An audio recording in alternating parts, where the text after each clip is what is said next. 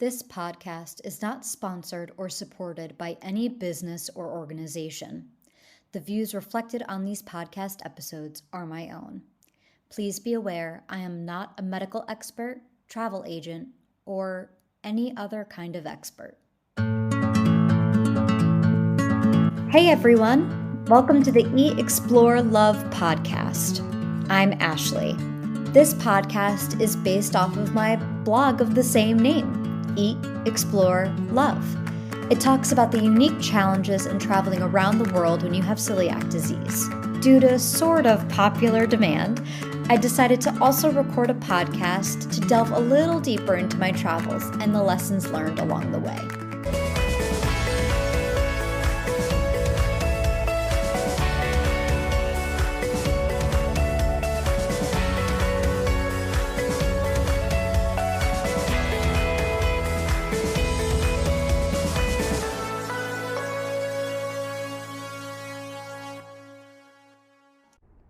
Hi everyone! As we approach the end of the year, we are also approaching the end of Season 1 of Eat, Explore, Love, the podcast.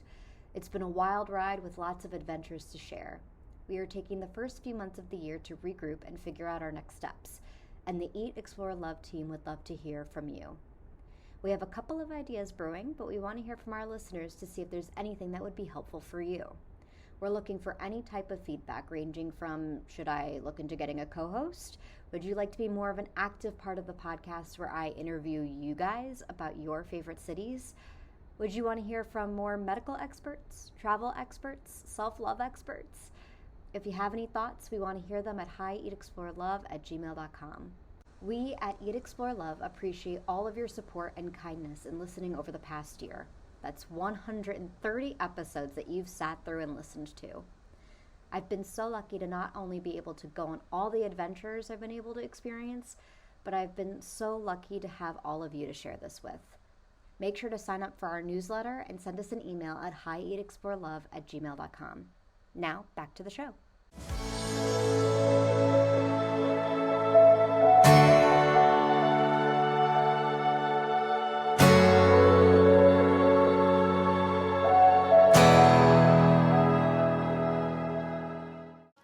The thing I love about living in Europe is that every inch of every city is steeped in history. There's absolutely no way to avoid it. A block away from my home in Verona, there's a big gaping hole in the middle of the street showing ruins from ancient times. We have the arena as a constant reminder of the city's history. It's been used as a place for entertainment, among other things, in the time since it's been built. But you just don't get the same thing in the United States. There are only a few cities where you can see history around every corner in the United States. One of them is Charleston.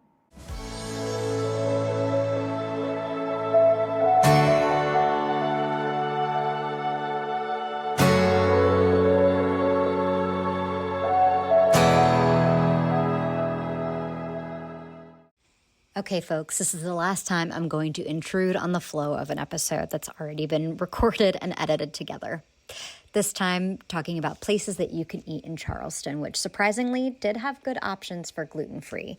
But again, I wasn't at the time really great about tracking my places that I was eating at, so there's not as many as I would like to offer you for options. I know Charleston is a really great gluten-free place, but you need to make reservations ahead of time. Otherwise, I'd have way more places to eat. But anyway, some places for you to check out. Again, you could get the links and all the spelling of all the places on hieatexplorelove.com.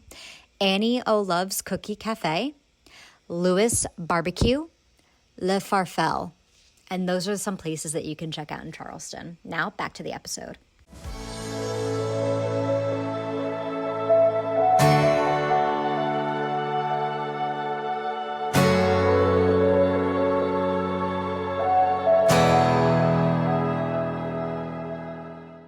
Now, Charleston doesn't necessarily reflect the best of our nation's history, but I really appreciated being able to visit this city with my grandmother to see the perspective in our different generations and seeing this portion of history in our country's life.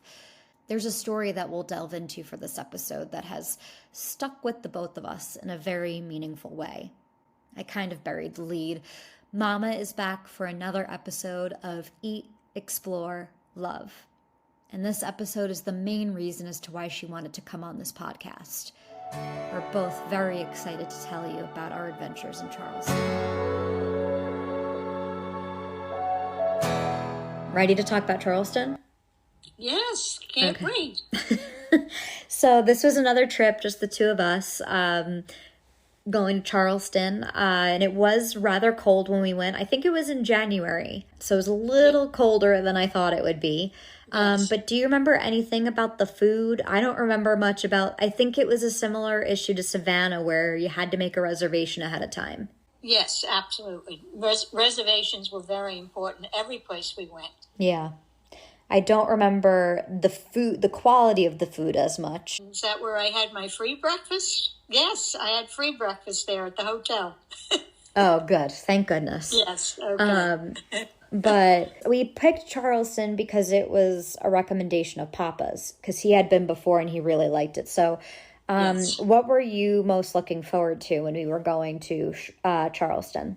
The history. Yeah. I What think specifically? going to Fort Sumter, but also it's just a beautiful, charming place. Mm-hmm.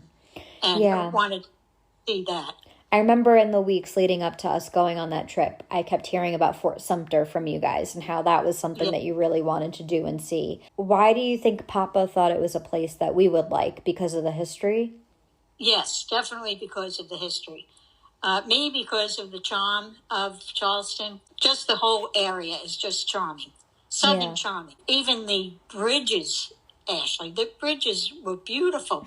Going over a bridge was just, it was a charming bridge. It had brick posts as you went over.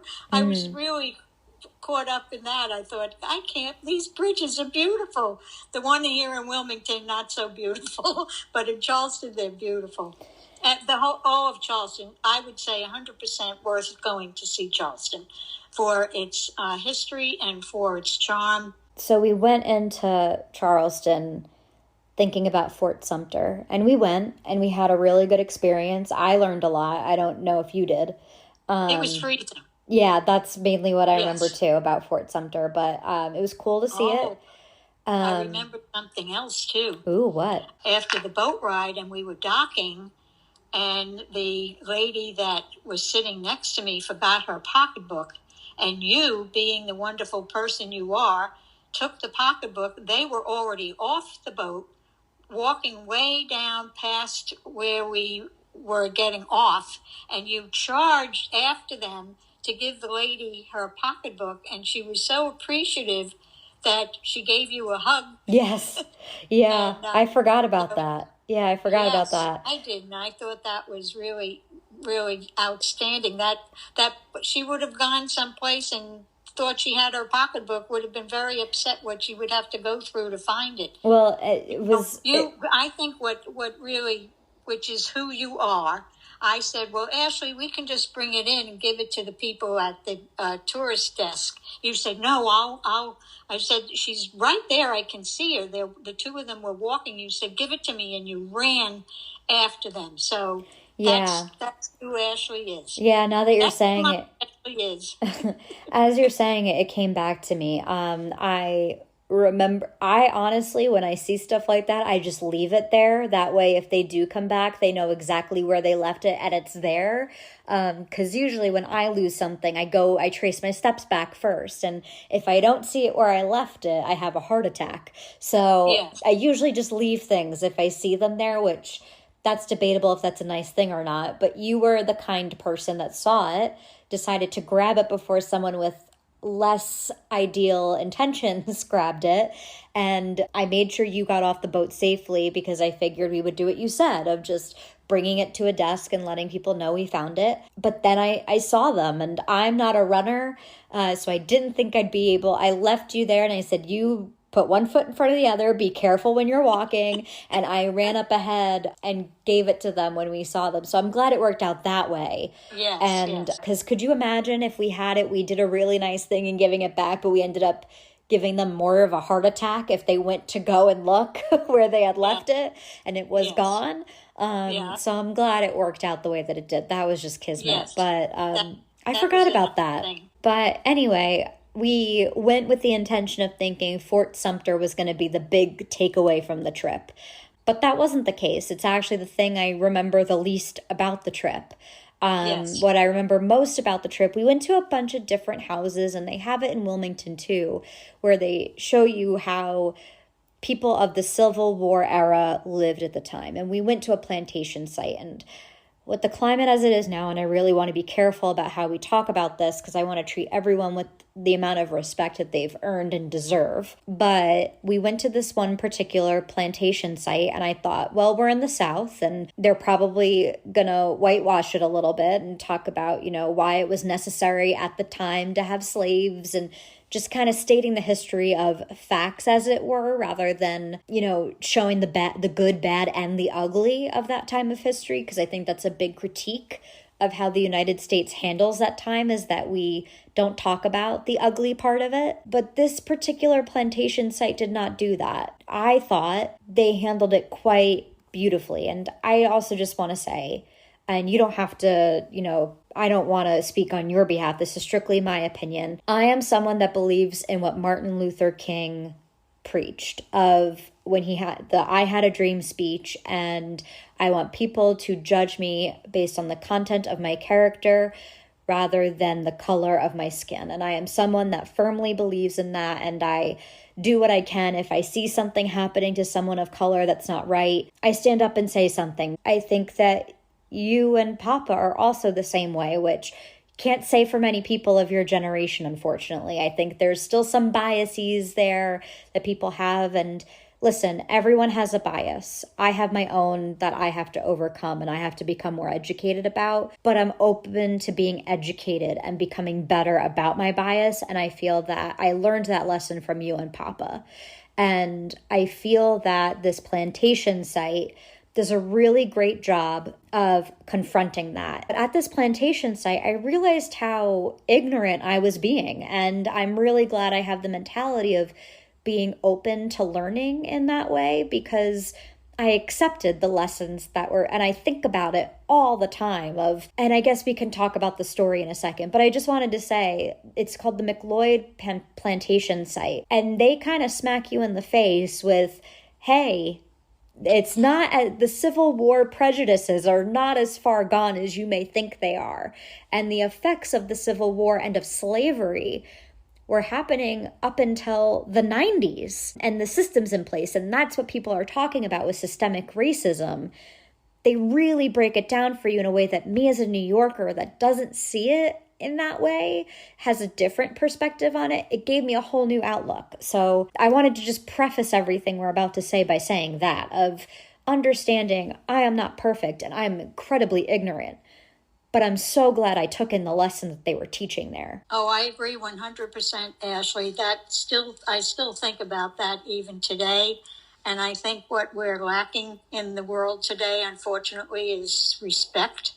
And I think that respect is extremely important. I don't care what color your skin is, what your nationality is, what your religion is. Respect should be applied to all individuals. And that's what I feel is lacking today. And especially after having visited that plantation, to think that there are so many advantages for people that they didn't have in the Civil War days, but there are some situations from that period that still exist in South Carolina. Yeah. Listen, we're of immense privilege that we are two white women having this conversation, and I hope that we are coming across as respectful. And if I would love to talk about this particular place with someone of color. And I would love to hear if they went to this plantation site, what their perspective on it was. I feel like there's so much criticism to be had in us having this conversation right here, but I hope that it's taken with the right intentions that we have of, we're trying to tell other people. I think, you can be pro all these movements that are in support of equality, and there's still so much work for us to do as white people of privilege. At least that's what I have to say about it. But to go into the story, because we keep talking about this big lesson that we learned at this place, and we're not saying what it was.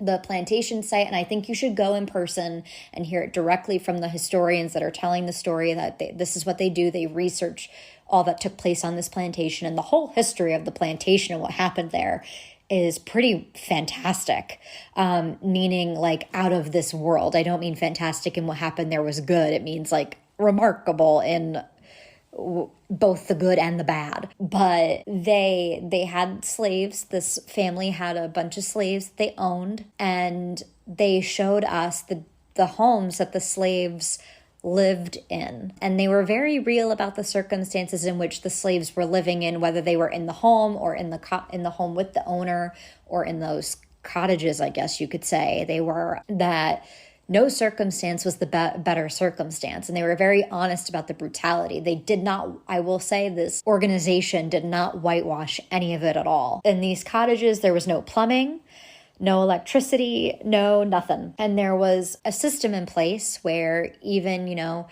Juneteenth is the day where slavery officially ended, but that doesn't mean that there weren't systems put in place that still prevented those that were formerly enslaved from being able to go out into the world. And they kind of walked through that system of the slaves, for whatever reason, and Mama, jump in and correct me if I'm getting any part of the story incorrect, but the slaves, they owed a debt to the slave owners somehow, and they needed to pay off that debt before they were allowed to leave the premises and go out on their own. Now, with that, they were paid a stipend, but they were paid like less than minimum wage of that time, and their entire savings went directly back to the slave owner until their quote-unquote debts were paid off.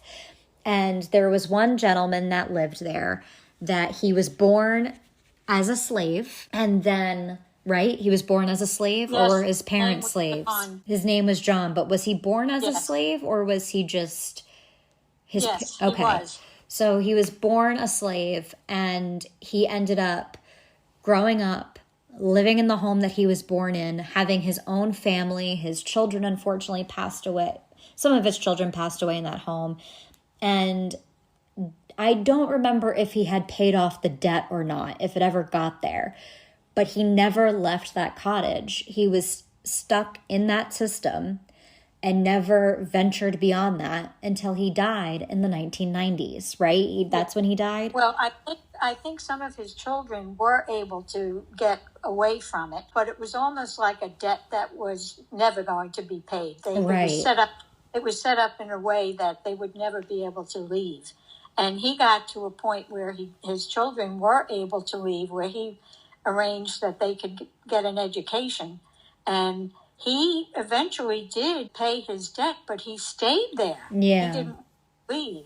I would have loved to have been able to talk to him. Yeah. In 1990, I think it was, that he was still there. Mm-hmm. And so it was such an interesting story. I would say 100% anyone who's going to Charleston to visit that plantation. Yeah. That was really, I still think about that today. And it's what to me is so remarkable, and tying it into my big rant that I had before is I don't think I realized that it was so recent, like the effects of what happened in slavery. And to me, that's an 1800s problem. You know what I mean? Yes. And I didn't realize that the ramifications of the generations to come, even after the slaves, were still set up to have to pay off these debts, and that it was never going to end, and that it was within the spitting distance of my lifetime where this was still happening. And worse, unfortunately, those families and people that had family of that time, they're still having difficulties getting to a place where I'm at now. You know what I mean? My college education was a given that I'd be able to have that. It's not like that for a lot of people. So I think that was the dose of reality I needed to stop being such a snob, to stop taking the things that I have been so privileged and honored to have for granted. And there's this saying that there's this Broadway actress, her name is Laura Benanti, and they asked her about her feelings about competing with other women. And she said, the way I look at it is I'm climbing up a mountain and I'm focused on climbing up to the ledge. And if I spend my time clawing other women out of my way, no one's getting to the top. So what I have to do is to remain focused, get myself to a spot of where my goals led me to, the top of my mountain, and then I reach down and I pull others up to come with me because I can only bask in someone's reflected glow. And I feel like that's something I have, ever since hearing this story, I have been embodying that all the more of I've got to get to where I need to go for me to be able to live and to survive myself. But once I get myself to a great spot, and I've already done it, of laying out my hand and pulling others up with me. And I don't care what their sexual orientation is. I don't care what their gender is. I don't care what the color of their skin is. I will pull everyone that I can up on the ledge with me because their success is only my success. And I feel like that's a big thing that is lost in today's world, at least from my perspective. And I think every time you talk about that, Ashley, I love hearing it, and I know that you have lived it 100%. Well, you have too. You have too. I've learned it from you. No, I think that you're very true, Ashley. That's something that you do every day. So I'm very proud of you. But I think the interesting thing of a granddaughter talking to her grandmother about this particular topic is your lifespan, you've seen so much happen and you've seen the societal perspective change so much. So I'm curious, how has your perspective changed over the course of your lifetime? Well, I just see I don't want to repeat myself, but I just see a lack of respect in the world today that I think is very sad. But I guess people could argue that there was a lack of respect for people of color always. So as far as that specifically is concerned, because like in the 50s and 60s was a peak civil rights movement. You know what I mean? It's the stopping of segregation and things like that. So improved today, especially up north, some sections like that plantation where we were at. In the South, I would say maybe they still have to work on it. But I have seen improvement in that area in my lifespan. Well, yes. About your perspective of how you looked at people, did you have to become educated or did you just have this natural ability to empathize even as a little girl and growing up? Again, you were in a time of Martin Luther King. You saw segregation. You saw the end of segregation. You saw a time and place where people were more ignorant and you could have very easily been ignorant. And maybe you were, but did you have moments like throughout your lifetime like we had where we had to be like, whoa, I need to check my privilege, check how I'm educated on this topic and be a better person? Did you have other moments like that along the way in your lifetime? I think what I had, which I'm very fortunate for, Ashley, is I had parents who modeled excellent behavior. And I think I was fortunate to have great parents in that respect. Mm-hmm. So your parents had that natural... They modeled that behavior, and that's just... I just picked it up. I was just fortunate to live with parents who modeled excellent behavior. So you grew up with parents that, even though that might not have been the popular opinion at the time, recognized that and treating...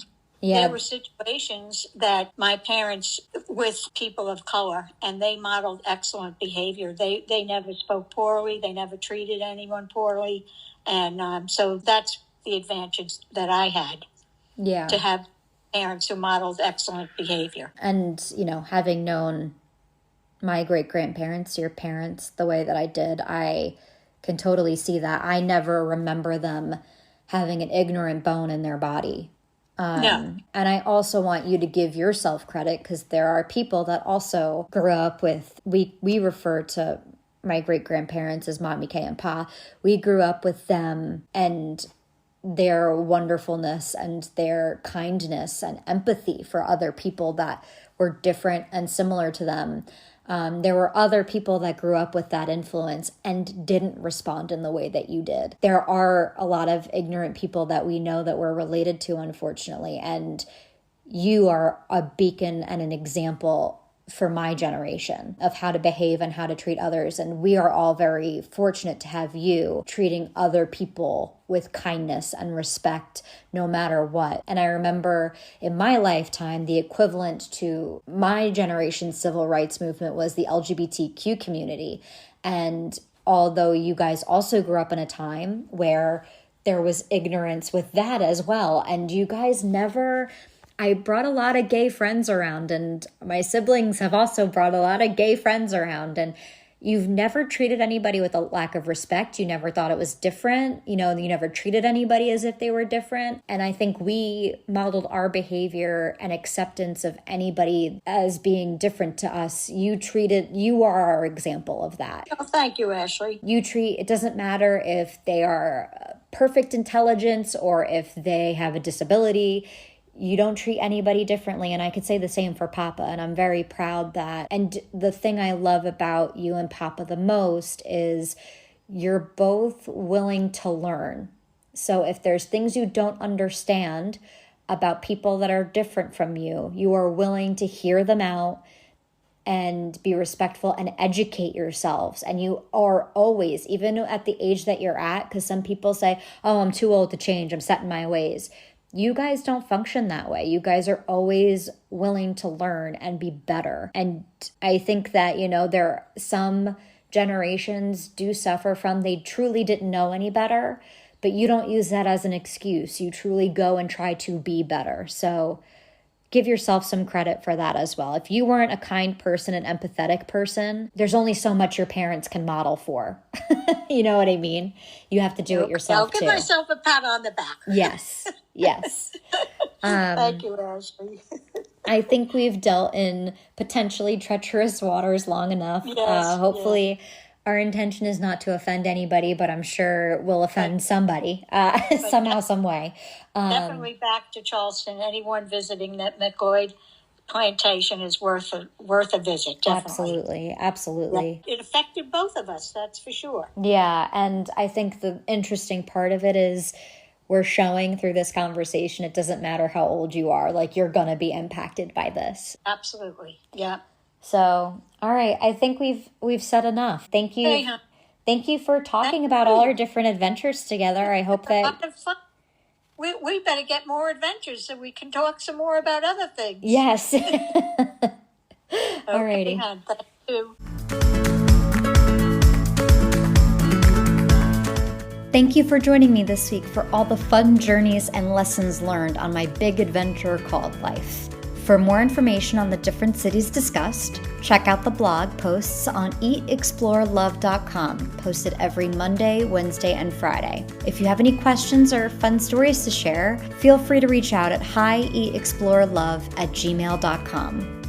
Until next week, remember to eat well, explore the world, and love yourself. See you next time. This episode is produced, scripted, and edited by me, Ashley. Special thanks to Sarah Mientka.